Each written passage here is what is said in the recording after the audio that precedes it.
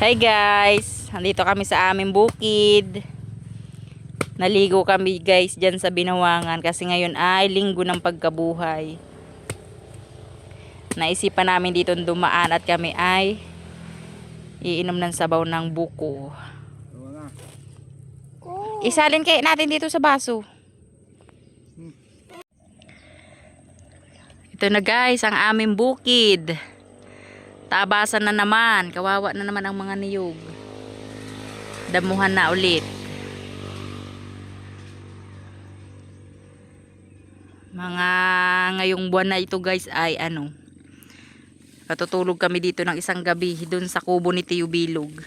At kami ay magtatabas. Ayan guys, puro damo na.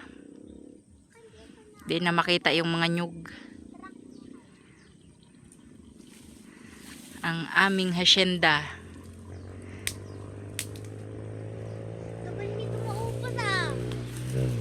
Ang liit ng butas ay. Sus, Ginoo.